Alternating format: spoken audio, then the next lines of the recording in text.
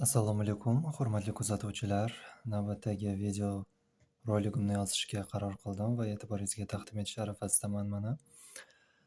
Xullas, bu video roligimni asosiy mavzusi nima bo'ladi? Bu qanday tarix repetitorini tanlash kerak? Bu bo'lim mavzusi desam ham hech mubolag'a bo'lmaydi deb o'ylayman, chunki bu mavzuni ichida 6 ta savol bor. Tarix repetitori nima uchun sizga kerak? Sizga tarix ustozi kerakmi yoki repetitorimi? Tarix repetitori yoki ustozidan nima xohlaysiz? Asl tarix repetitori yoki tarix ustozi qanday bo'lishi kerakligini bilasizmi? Tarix fanidan gapirgan har kim ham ustozmi yo repetitormi? Qachon tarix repetitori yoki ustozidan voz kechgan ma'qul? Albatta, o'zimni shaxsiy fikrlarim, mutlaqo subyektiv qarashlarim va tajribamdan kelib chiqqan holda sizlarga, hurmatli kuzatuvchilar, demak, quyidagicha javob berishim mumkin. Tarix repetitori sizga nima uchun kerak? Avvalambor maqsadni aniqlashingiz kerak. Kimsiz siz? Abituriyentmisiz? Milliy sertifikat imtihoniga tayyorlanuvchimisiz? Tarix fanidan malaka sertifikati, o'sha bilim va malakalarni baholash agentligidagi tarix fanidan milliy sertifikat imtihoniga tayyorlanuvchimisiz, ya'ni yoki tarix fanidan maktab yoki kollejlarda qandaydir bir maktablar aro yoki shahar miqyosidagi yoki viloyat miqyosidagimi, xullas qandaydir bir bellashuv musobaqaga tayyorlanuvchimisiz, sust o'zlashtiruvchimisiz, bu ham aynan maktab o'quvchisi yoki tarix kollej talabasi holatingizda, yoki shunchaki tarix faniga qiziquvchi, ixlosmand, havaskor odammisiz? Aniqlang. Ikkinchi savolga javob, sizga tarix ustozi kerakmi yoki repetitormi? Bu ham juda ham bir ключевой nuqta hisoblanadi, ya'ni asosiy notka. Abituriyent bo'lsangiz, qanaqa yo'nalishga topshiryapsiz? 3.1 yoki 2.1 ball bilan belgilanadigan tarix fani imtihoni bo'lsa, unda siz 6-sinf qadimgi dunyo tarixidan, 7-sinf O'zbekiston jahon tarixi va 11-sinfgacha O'zbekiston va jahon tarixi kitoblari jami 11 ta kitobni, darslikni o'zlashtirgan bo'lishingiz kerak. Va repetitsiya jarayoningiz uchun sizga repetitor tavsiya qilaman. Allaqachon o'zingiz mustaqil o'zlashtirib bo'lgan bo'lsangiz va shunchaki imtihon oldi 1-2 oy, 3 oy oldin o'zlashtirgan bilimlarim mustahkamlanibdimi, esimdan chiqib ketmadimi degan ma'noda takrorlash, savol-javob ko'rinishi va hokazo holatida, ya'ni repetitsiya, mashq, imtihon oldi tayyorlovi uchun bo'lsa, sizga repetitor tavsiya qilaman izlashni. Lekin umuman 11 ta kitob bo'ladimi yoki aynan 1.1 ball bilan belgilanadigan bo'lsa, bu majburiy fanlar sirasiga kiradi. O'zbekiston tarixi 7, 8, 9, 10, 11-sinf O'zbekiston tarixi maktab darsliklari, bu 5 ta kitob bo'ladimi? Xullas, asosiy yoki majburiy fandagi tarix fani bo'lsa ham farqi yo'q. O'zlashtirish uchun ham bilimlarni kerak bo'lsa sizga inson, unda siz tarix ustozini izlashingiz kerak. U sizga 5 ta O'zbekiston tariximi yoki 11 ta jami tarix maktab darsliklarimi, qaysi holatdagi inson bo'lsangiz, holatingiz, imtihoningizni talabiga qarab, imtihonda tarix faniga qo'yiladigan balldan kelib chiqqan holda muddat belgilanadi tayyorlanish uchun va sizga, demak, tarix ustozi mana shu maktab darsliklari kitoblari bo'yicha ta'lim beradi. Mavzularni tushuntiradi, dars beradi sizga. Mana dars beradigan ustoz, ta'lim beruvchi inson. Bu quruq repetitsiya jarayoni uchun repetitorlik qilmaydi. Keyin 11 ta kitob yoki 5 ta O'zbekiston tarixi darsiga o'zlashtirib bo'lingandan keyin unda sizga repetitsiya jarayoni uchun, imtihon oldi o'sha 2 oy, 3 oy muddat uchun, unda sizga repetitorlik qilishi kerak bo'ladi. Ya'ni to'laqonli maktab darsliklarini, kitoblarni tugatib bo'lganingizdan keyin, o'zlashtirilgan bilim o'zlashtirilib bo'lgandan keyin O'sha o'zlashtirilgan bilim mustahkamlanishi uchun repetitsiya jarayoni kerak va repetitsiya uchun repetitorlik qilishi ham mumkin o'sha tarix ustozi.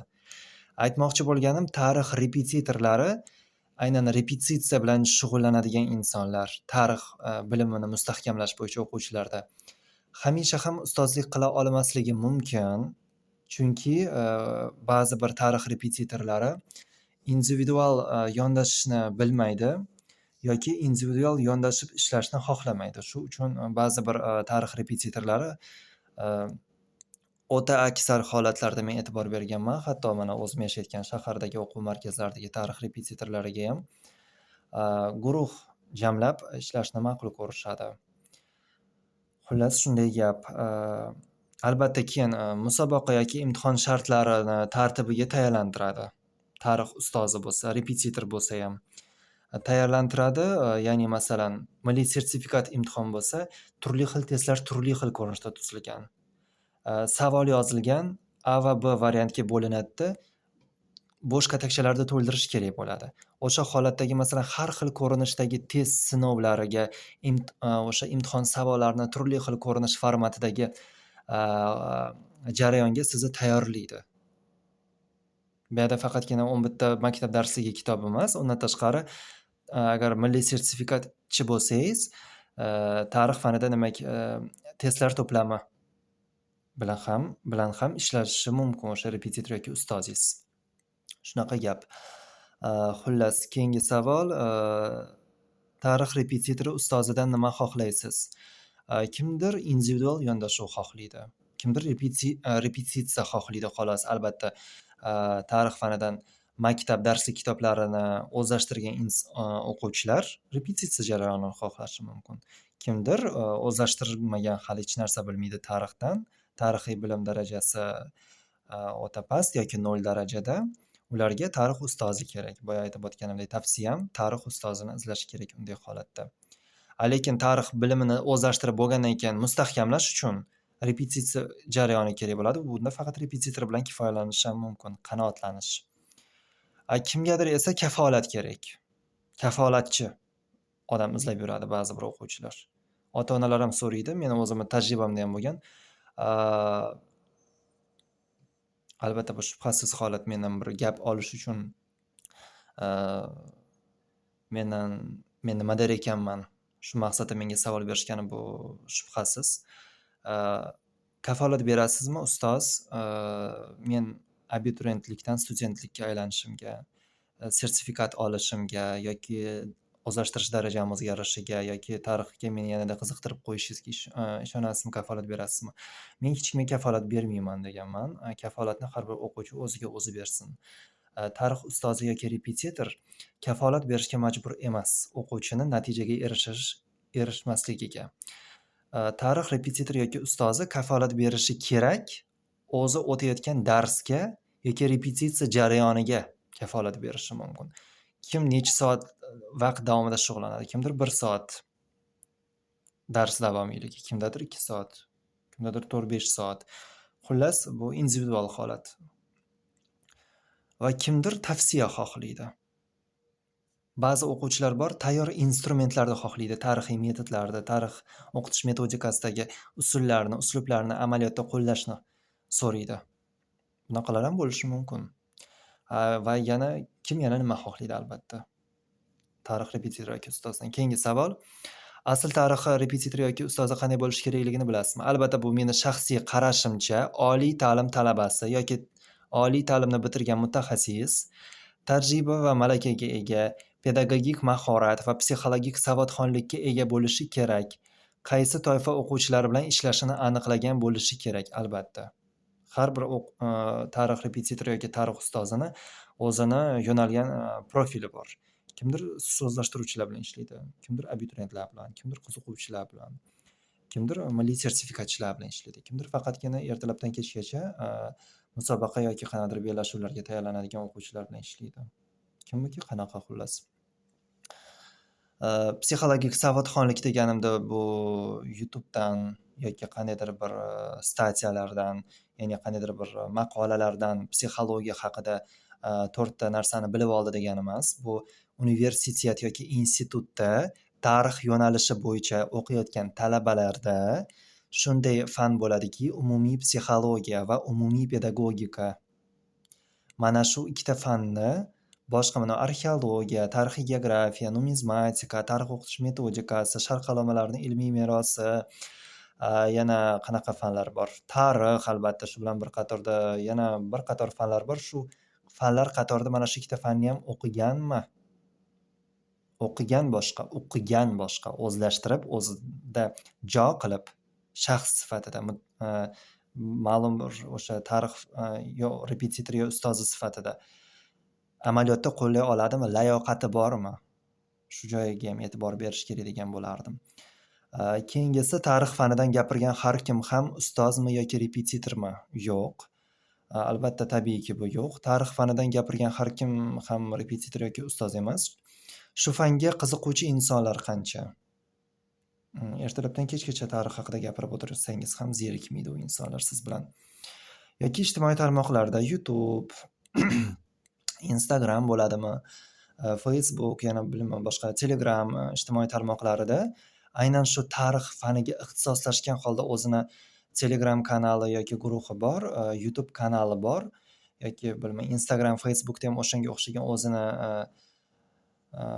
akkaunt sahifalariga ega bo'lgan insonlar bor. Qandaydir bir postlar yozadi, masalan, kimdir qanaqadir video roliklar chiqaradi. Masalan, men tarix repetitori va albatta universitet talabasi ekanimni inobatga olgan holda pedagogik va psixologik bilimlarga, ilmga ega holda tarix ustozi sifatida ham desam hech mubolag'a bo'lmaydi o'zimni. Masalan, men ko'rib turibsiz, mana o'zimni demak YouTube'da o'z kanalimni ochgan holda mana video roliklarimni, video darslarimni yuklab boryapman. Masalan, o'zimni albatta el qatori kuzatuvchilarimga, obunachilarimga, mana hurmatli kuzatuvchilar, sizlarga demak sizlar bilan bo'lishyapman o'zimni video roliklarimni, video darslarimni. Xuddi shunday holat. Va kimdir shunchaki havaskor odamlar ham ko'p. Unaqa insonlar juda ham ko'p degan bo'lardim. Tarixiy obidalarga, tarixiy obyektlarga, muzeylarga, arxeologiya, tarixiy muzeylar, turli xil mana shunga o'xshagan joylarga borib olib eksponatlar, qandaydir mumiyolangan fir'avnlar shu kabi joylarda shu narsalarni ko'rsa, shu holatlarni ko'rsa vasishatsiya qilishadi. Ya'ni rohatlanib boshqacha tanasi jo'sh urib ketadi-da unaqa insonlar. Juda ham bir ta'sirchan, hissiyotga beriluvchan va tasavvurga beriluvchi insonlar deyman men unday insonlarni. Juda ham bir tarixga sayohat deydi, endi ketdi endi yog'i. Qo'yaverasiz. Xo'p, keyingisi repetitor ustoz bo'lish uchun qiziquvchanlik yetarli emas, bu shubhasiz. 6-savol, qachon tarix repetitori ustozidan voz kechgan ma'qul? Bu albatta individual holat. Kimdir shunchaki tarix repetitori yoki ustozini onlayn yoki offlayn darsi, individual yoki guruh ko'rinishidagi darsi, farqi yo'q kimda qanaqa, necha soatlik darsligi ham farqi yo'q. Shunchaki u inson darsni zerikarli o'tkazadi o'quvchini nazarida. Shu uchun o'quvchi xohlaydiki, repetitor yoki ustozdan voz kechishdi. Bemalol. Kimdir darsga bee'tiborligi, tayyorlanmasdan darsni boshlashi uchun voz kechgani ma'qul deb o'ylaydi. U ham bemalol. Kimdir esa o'quvchiga sovuqqonligi yoki o'ta qiziqqonligi, professional etika degan narsa bor. Mana shu hatto repetitorlar, ustozlarda ham qo'llanilishi kerak. Begona inson baribir ma'lum maqsadda ko'rishgan, bu o'quvchi statusida, maqomida, bu ustoz yoki repetitor maqomida. Shaxsiy chegara, har ikkala taraf o'zini haddini bilgan holda, har ikkala taraf o'zini yig'ishtirib olib, chiroyli odamgarchilik muomalasini qilishi kerak. Bu ustoz deb murojaat qiladi, bu falonchixon yoki falonchi bek yoki falonchijon deb o'quvchini ismini aytib murojaat qilishi mumkin.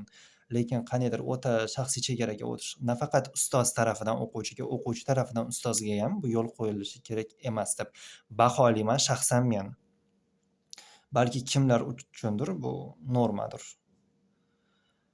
Kimdir esa uni darsida qatnashgandan beri bir oy ichida bilim darajasi o'zgarmaganidan u ustozdan yoki repetitordan voz kechgisi keladi. Bu ham albatta individual holat. Kimdir bir oy ichida bilimi o'zgarmaydi, kimnikidir 2 oyda ham o'zgarmaydi.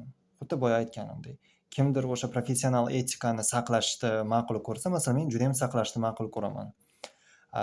Ba'zilar yo'q, aka-uka de, opa-singil de, opa-uka de, aka-singil de, tushunarsiz qandaydir bir g'alatiroq munosabatlar bor repetitor yoki ustoz va o'quvchi o'rtasida. Mana hurmatli kuzatuvchilar, men sizlarga demak aytib o'tganlarim shulardan iborat edi. Keyingi videoroliklar yoki video darslargacha xayr, sog' bo'linglar, salomat bo'linglar. Darvoqe, xayrlashishdan oldin yana bir marotaba aytib o'tmoqchiman. Agar siz, hurmatli kuzatuvchi, o'zingiz, farzandingiz yoki yaqiningiz, tanishingiz, farqi yo'q, kimingiz tarix yo'nalishi bo'yicha imtihon talab qilinadigan holdagi oliy ta'lim yo'nalishiga o'qishga kirmoqchi bo'lsangiz, ya'ni abituriyent bo'lsangiz yoki o'sha bilim va malakalarni baholash agentligidagi tarix fani bo'yicha milliy sertifikat imtihonida qatnashishni ko'zlayotgan, maqsad qilgan inson bo'lsangiz yoki tarix fani bo'yicha maktab o'quvchisi holingizda yoki kollej talabasi holingizda sust o'zlashtiruvchi bo'lsangiz yoki shunchaki yoshingiz va holatingizdan qat'iy nazar, ya'ni talaba o'quvchi farqi yo'q, balki katta yoshli inson bo'lsangiz ham tarix faniga shunchaki qiziqadigan, ixlosmand, havaskor inson bo'lsangiz, men o'zimni individual onlayn darslarimga sizlarni bajonidil taklif etaman. Onlayn darslarimga yozilish uchun Telegram profilim orqali menga murojaat qilishingiz mumkin. Kuchukcha belgisi, tarix repetitori, katta harfda tarix va repetitori so'zi tarixga qo'shilgan holda yoziladi. Mana shunday gap. Sog' bo'linglar, salomat bo'linglar.